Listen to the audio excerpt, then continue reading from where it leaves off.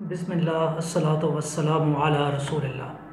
السلام علیکم ورحمۃ اللہ۔ ایک کلپ کے حوالے سے چند سوال، اور یہ کلپ ان سوالات کے بعد آپ دیکھ سکیں گے۔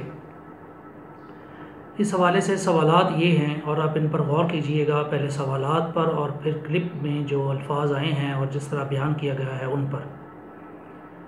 سوال پہلا یہ ہے کہ ایک گھر میں چور گھس آتے ہیں تو آپ نیوٹرل ہو جائیں گے؟ اس میں چور کون؟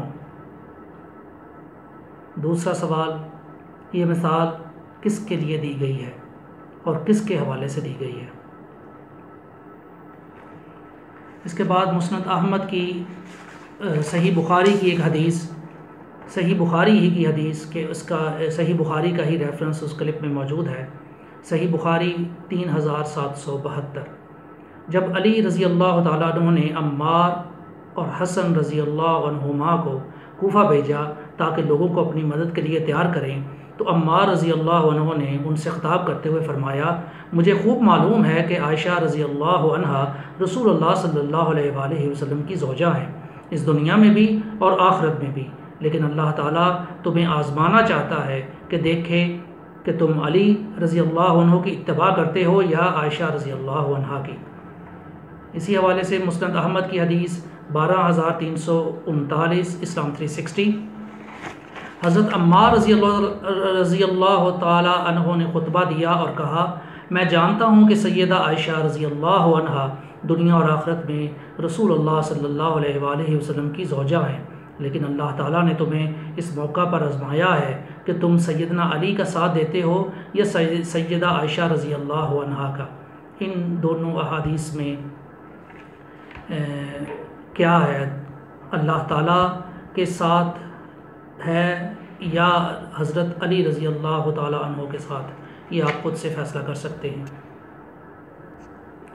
اور یہی جو احادیث بیان کی گئی ہیں، یعنی اس صحیح بخاری 3772 اور مسند احمد 12339، اسلام 360، اس میں حضرت عمار رضی اللہ تعالیٰ عنہ کے الفاظ جو ہیں ان سے کیا کوئی ایسا تاثر ملتا ہے کہ اللہ تعالیٰ کے ساتھ کسی کو ملایا جا سکے؟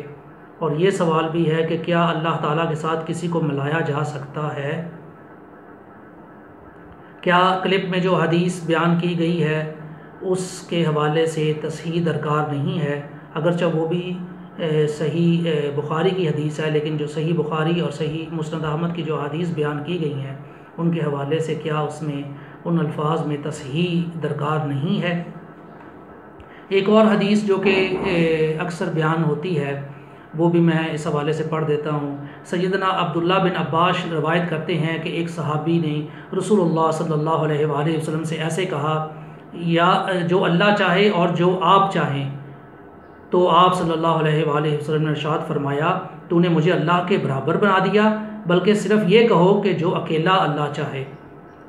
یہ مسند احمد کی حدیث ہے، اور یہ اگر ہم دیکھیں اور جو حدیث بیان کی گئی کلپ میں اس میں دیکھیں تو کیا ہم یہ گوارا کر سکتے ہیں کہ اللہ تعالیٰ کی ذات کے ساتھ کسی کا کمپیریزن کیا جائے؟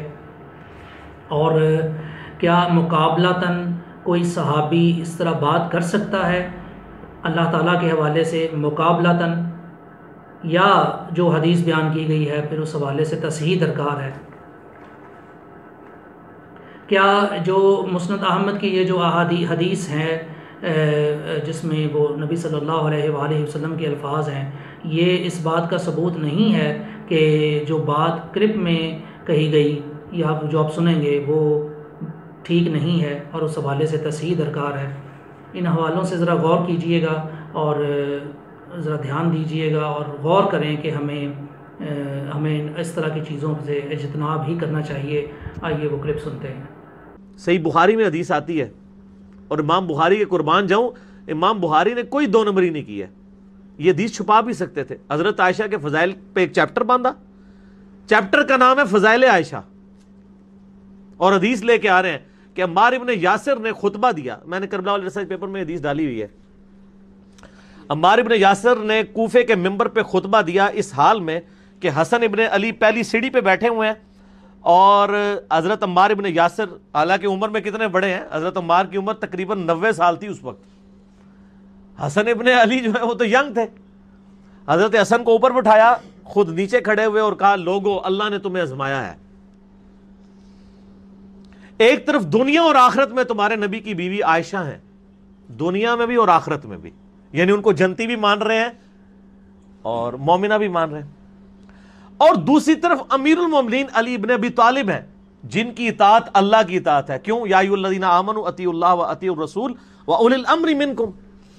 اب اللہ دیکھے گا کہ تم عائشہ کی اطاعت کرتے ہو یا اللہ کی اطاعت کرتے ہو۔